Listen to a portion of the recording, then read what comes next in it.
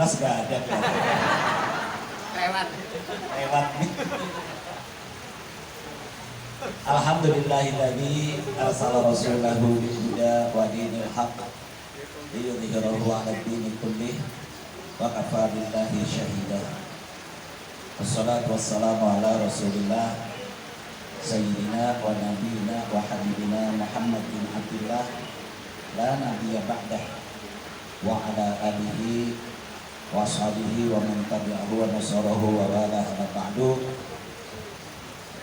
Yaqul Allah subhanahu wa ta'ala fi kitabil karim, a'udzubillahi minasyaitonir rajim, innama yakhsyallaha min ibadihil ulama. Wa qala Nabi sallallahu alaihi wasallam, al ulama warasatul anbiya. Sadaqallah wa sadaqa Rasulullah sallallahu alaihi wasallam. Hadaratul mukarramun, wabil khusus sahibul bait, Bapak Kiai kita, guru kita bersama, Bapak Kiai Haji Dr. Andes Muhammad Faizi Mahmud MM beserta keluarga serta ibu, Bapak Ibu Haji yang saya muliakan. Insyaallah haji kita haji yang mabrur, haji yang makbul, yang diterima oleh Allah Subhanahu wa taala. Amin ya rabbal alamin. Yang paling utama tentunya kita bersyukur. Bersyukur dan bersyukur. Alhamdulillah, summa alhamdulillah.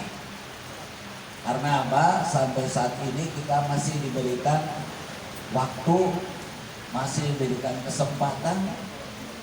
Berarti Allah masih mengizinkan kita untuk menghirup udara yang segar ini. Berarti kita masih ada kesempatan gitu. Kita tidak tahu kesempatan yang akan datang apa masih ada atau enggak, wallahu alam. Ya. Makanya wajib kita syukuri. Syukurnya gimana? Sesuai dengan yang ngasih gitu. Kalau dulu bapak ibu pergi haji, kan dapat oleh-oleh ya, betul? Oleh-oleh. Kemudian kita kasihin kepada orang yang pada datang dari keluarga, tetangga dan sebagainya. Kemudian dari oleh-oleh itu ada yang dikasih tasbih, ada yang dikasih sajadah, ada yang dikasih apa aja gitu ya. Nah, yang dikasih itu rupa-rupanya ini nggak tahu diri, taruh lagi nih. Dikasih sajadah, sajadah untuk apa? Untuk keset. Kira-kira gimana itu? Yang ngasih kesel gak?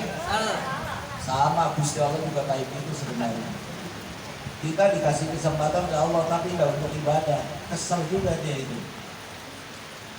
Makanya saya bilang ya, kalau kualitas kita, iman kita dan takwa kita itu menaik, berarti itu mabrur hajinya. Tandanya di situ. Kalau bapak ibu makin getol ibadahnya, amin dong.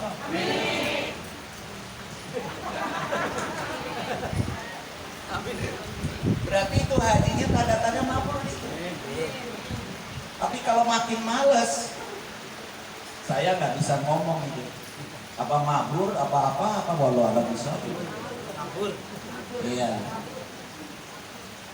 Karena itu indikasi itu nggak bisa bohong itu. Silaturahminya semakin rajin kayak gini. Kan udah jelas Nabi mengatakan siapa yang rajin silaturahim, ya akan dipanjangkan umurnya, dimurahkan rezekinya, digampangkan usahanya, dan banyak faedah itu. Dan kita bisa ketemu nih, senyum aja udah dapat pahala. Amin dong. Amin. Ya, tabassuka ilahika sedekah. Ya, senyummu pada saudaramu sedekah. Itu senyum aja, ketemu udah dapat pahala. Kalau orang sana bilang, give your smile to every man, but give your heart to only man. Tahu nggak bro? Aman. Berikanlah senyummu pada setiap orang, tapi berikanlah hatimu hanya seorang aja. Nah, ini contohnya dia. Istri saya nih. Ya, senyumnya untuk saya aja.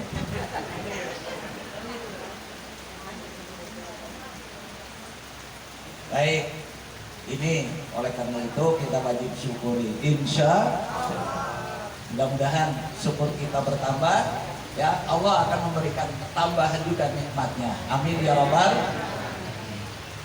Bapak dan Ibu sekalian yang saya muliakan, kita ini hidup suka ini gitu ya, menganggap remeh kepada hal-hal tertentu gitu.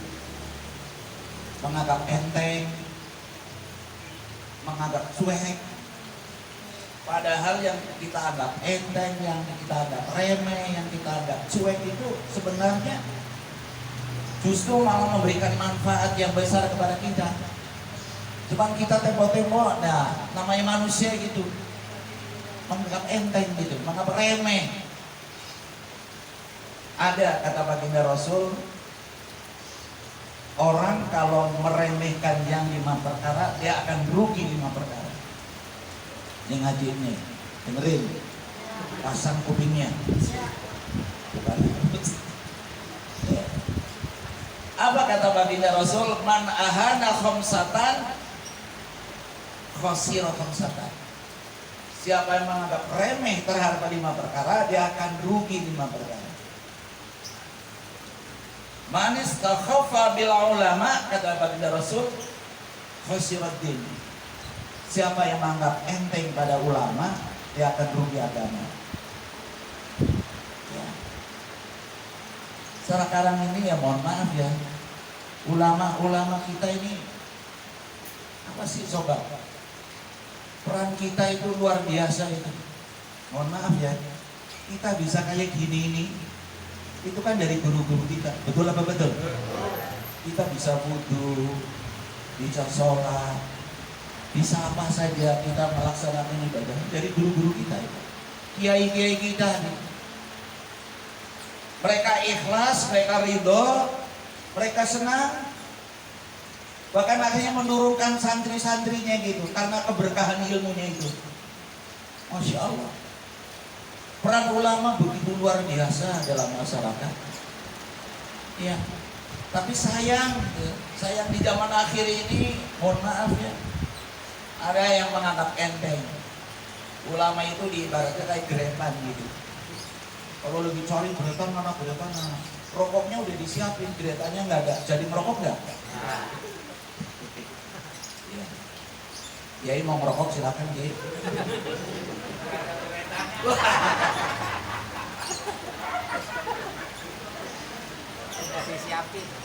Iya. Tapi begitu sudah terus dinyalain gitu, geletakinnya geletak. Iya. Itulah ulama nasibnya gitu. Ada orang meninggal gitu. Wah, dicariin Ustaz lu. Datang terlambat aja, berdumel lu. Betul apa betul? Iya. Begitu sudah selesai, makanya serba salah tempo-tempo jadi kiai gitu. Datang duluan, katanya kiai. Datang terlambat, diomong juga gitu. Mentang-mentang kiai. Nih, orang-orang dia nungguin lama, dia baru datang. Diomong juga gitu. Itulah nasibnya ulama itu. Apalagi di zaman akhir ini gitu. Padahal mohon maaf tadi ya bilang, Imam Ghazali pernah mengatakan, laulal ulama la soronas kal bahair. Kalau manusia nggak ada ulama, mohon maaf kayak binatang. Naudzubillah min. Masya Allah. Karena nggak ada yang bimbing. Sekarang bapak-bapak bisa nilai bagaimana nasibnya para ulama itu.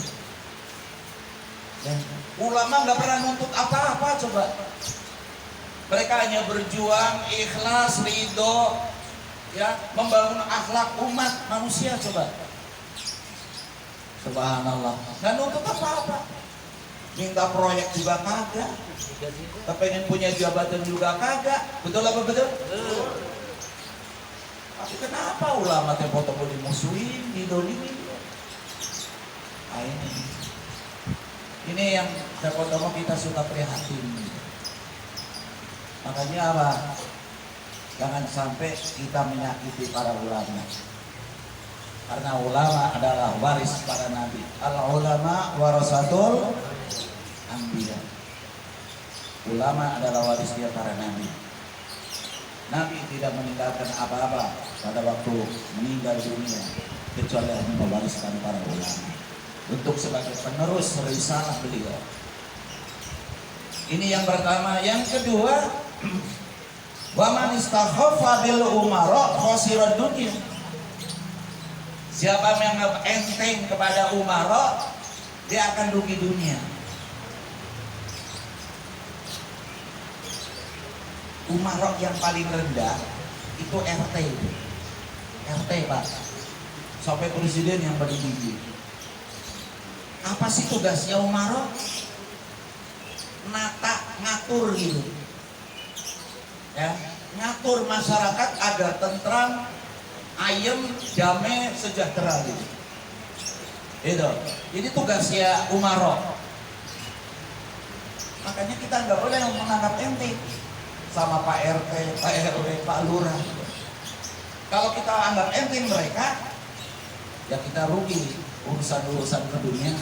Contoh, umpamanya, mohon maaf, kita nikah siri, bapak-bapak, kita nikah siri, ya, nikah siri itu kan nggak punya surat-surat itu, namanya cuma pakai cap jempol aja kan gitu kan.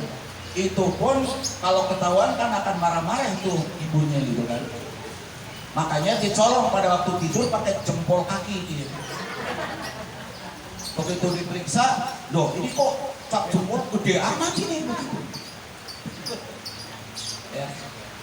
Coba kalau nikah siri nggak dapat apa-apa, nggak dapat surat-surat untuk ngurus KTP, ngurus kelahiran anak, urusan apa saja nggak bisa.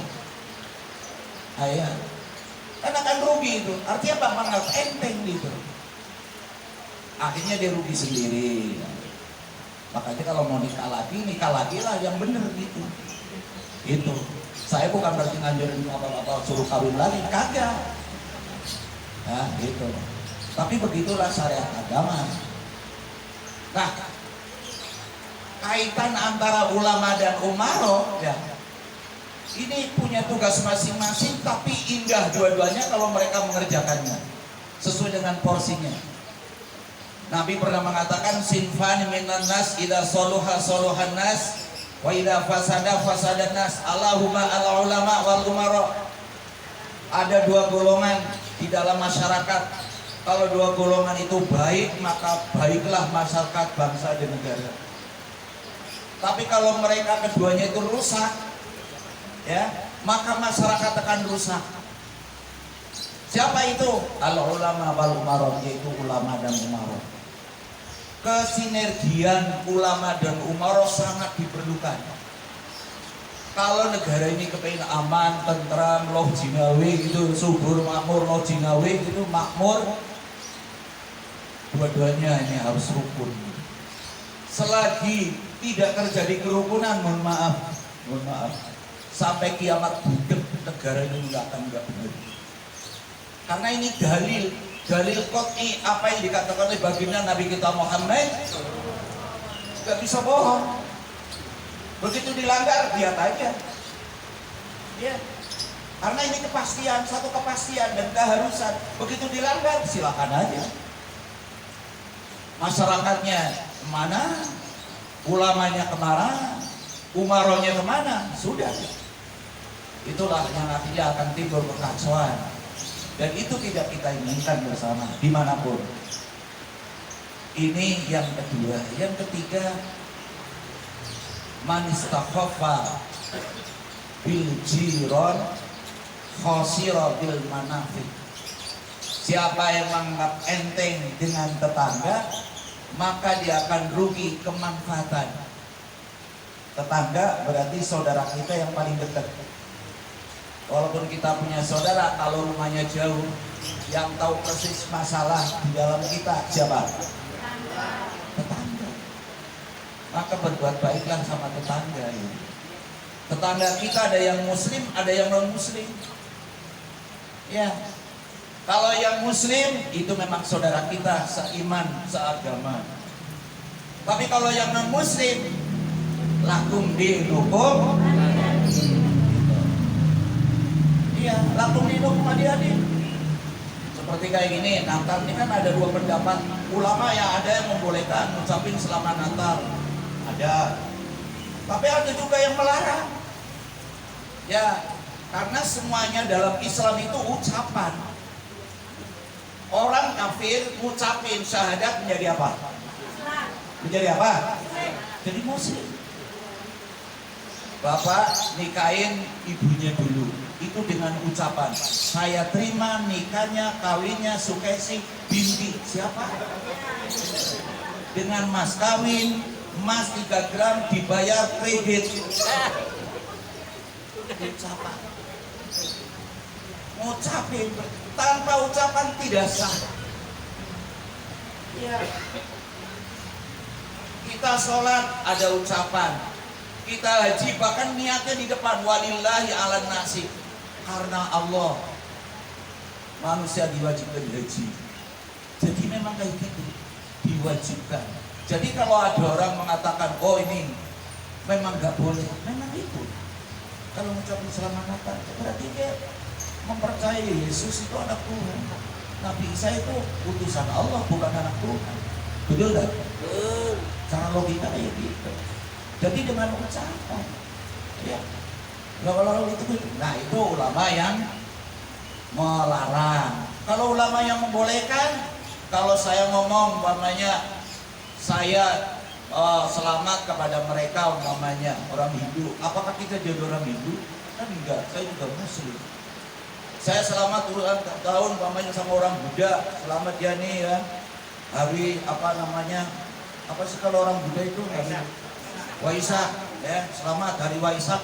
Apa kemudian yang ngomong jadi apa agamanya Buddha umpamanya? Kan tidak juga. Masing-masing ada pendapatnya. Ya. Tapi kalau Kiai Rosid milih yang tadi, yang pertama, mendingan gak usah. Gitu, mendingan gak usah. Kalau Kiai Rosid. Tapi kalau bapak-bapak, ibu-ibu mau ke Natalan ke tempat saudara-saudaranya, silakan aja gitu. Gak usah ngucapin selamat Natal, makan aja kuenya, gitu. Nah ini nih, emang ini namanya toleransi beragama kita di sini sebenarnya. Toleransi nggak mesti harus kita mengikuti acaranya dia, tidak. Ya, yang namanya toleransi beragama, kita menghargai mereka, mereka pun menghargai kita. Insya Allah kayak gitu. Nah ini nih, ya. Jadi tetangga. Bahkan Nabi mengatakan, "Mangkana yu'minu billahi wal yaumil akhir falyukrim jarahu." Siapa yang beriman kepada Allah, muliakan apanya? Tetangganya. Jadi jangan sama tetangga nggak akur itu. Harus. Yang ada tetangga yang nyebelin ada. Ibu ya, mohon maaf, ibu udah pakai kerudungan, ya, berangkat gitu. Mohon maaf ya. Nah, ada yang ngintip dari jendela itu, dari itu hordingnya. Ayun. Lihat kayak gitu. Bu.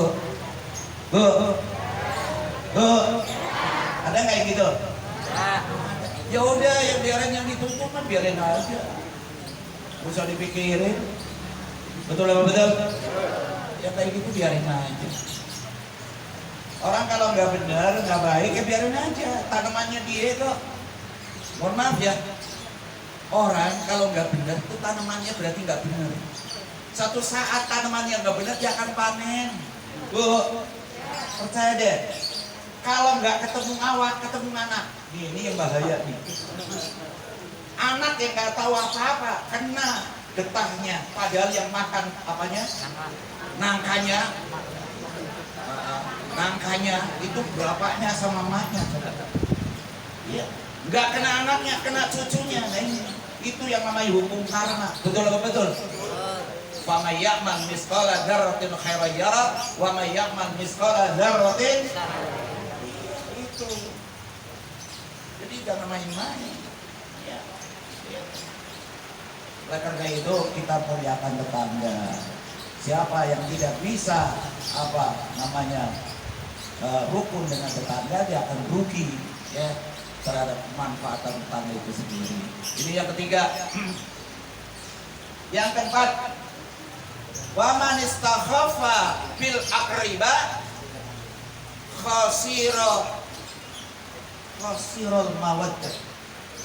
Barang siapa yang menganggap enteng terhadap kerabat, kerabat itu berarti nasab ya.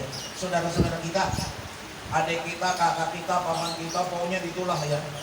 Pokoknya masih nasab lah, masih turunan darah satu darah. Siapa yang menganggap enteng sama mereka, kata Nabi, dia akan rugi apa? Kasih sayang. Orang lain jadi saudara, saudara jadi orang kebalik namanya. Kebalik. Kalau saudara bisa dapat waris, betul.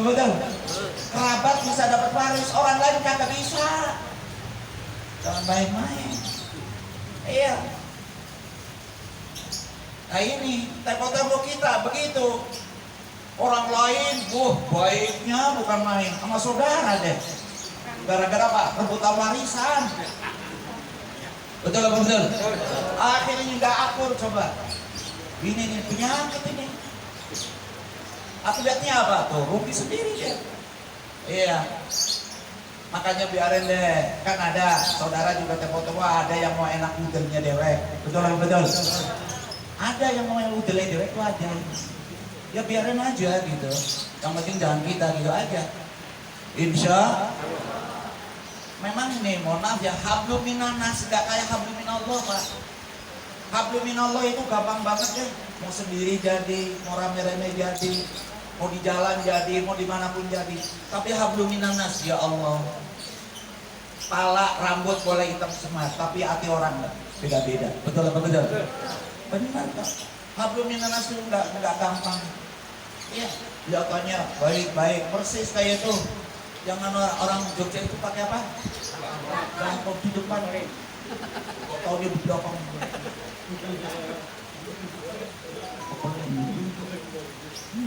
Panalus. Ya, makan siap. Ya, bentar. Satu lagi. Itu tadi tetangga ya. Nah, yang terakhir. Man istakhafa bi alihi khasira tibal ma'isha, kata Nabi. Barang siapa yang menganggap enteng istrinya, dia akan rugi harumnya kehidupan. Pak, dengar gak? Yang menganggap enteng bini, dia akan rugi manisnya kehidupan. Mohon maaf, bapak sukses, bapak hebat karena siapa? Karena istri. Jangan main-main. Coba kayak kerosin, nih, hebat. Gak mungkin saya bisa ceramah hebat gini-gini. Kalau saya ada masalah sama dia, gak mungkin. Mesti ngaco saya ngomongnya. Tapi karena saya sama beliau, sama istri saya itu, tak. Gitu. Alhamdulillah gitu. Enak aja gitu. Iya. Kata kuncinya sering saya sampaikan. Kenapa pengadilan agama selalu penuh dengan orang bercerai? Salah satu di antaranya adalah orang egois, apa? Nggak mau ngalah salah satunya. Nggak mau ngalah. Bukan kalah, ngalah. Mohon maaf, yang namanya perempuan sudah ditakdirkan mesti cerewet, mesti banyak ngomong. Tempo-tempo ngomongin nyelekitin bener ini. Nggak pernah ngomong, giliran ngomong gue lah. Kalau orang udah tua kayak kita, diomong sedikit itu nyelekit. Bener. Peranakan langsung tersinggung. Iya. Nah kalau kita nggak punya sifat ngalah, udah pating pecodot. Tahu pating pecodot? Ribut. Rame. Ujungnya apa? Pegatan. Gak ada yang mau ngalah. Betul apa betul? Makanya gitu. Bagaimana karir akan hebat, karir akan naik, ya, dan sebagainya. Kalau nggak ditunjang oleh istri itu peranannya sangat besar. Amin dong Bu. Gitu. Tapi memang ada juga istri yang kuntilanak, ada. Sifatnya kuntilanak itu boleh. Kau sendiri kan namanya kuntilanak.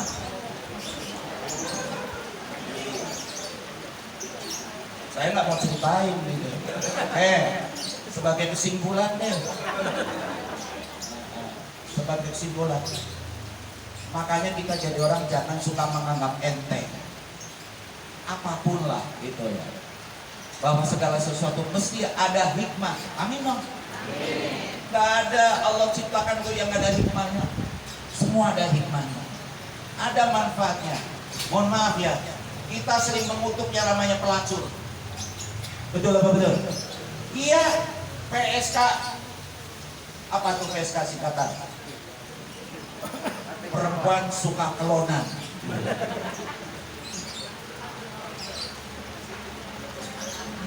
Tuh, ya. Kita kutuk habis-habisan tuh orang. Padahal belum tentunya. Di balik itu, nggak taunya baca Qurannya bagus daripada yang pergi haji mana tuh. Bu, makanya kita tahu begitu. Kalau udah jelek aja semuanya. Nggak boleh. Demikian juga kalau udah baik, juga mesti namanya manusia ada baiknya juga ada jeleknya. Betul. Oke, terima kasih. Mudah-mudahan ada manfaatnya. Para kiai semuanya, terutama para objek, khususnya ketua ya dan pengurus. Tadi saya dengar sudah banyak pengajuan. Mudah-mudahan insya Allah bermanfaat bagi kita semua.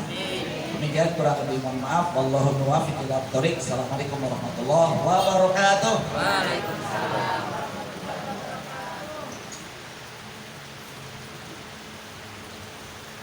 Jika hadis tausiah yang disampaikan oleh kita Pak Kiai Abdul Qasim, mudah-mudahan bermanfaat. Yang intinya tadi jangan menganggap enteng semua hal-hal, walaupun hal-hal itu sepele tapi jangan disepelekan. Baik Bapak Ibu sekalian, acara berikutnya masih ada lagi satu sambutan dari ibunya ini untuk menyampaikan sesuatu, katanya ada laporan, silakan Bu. Wajib.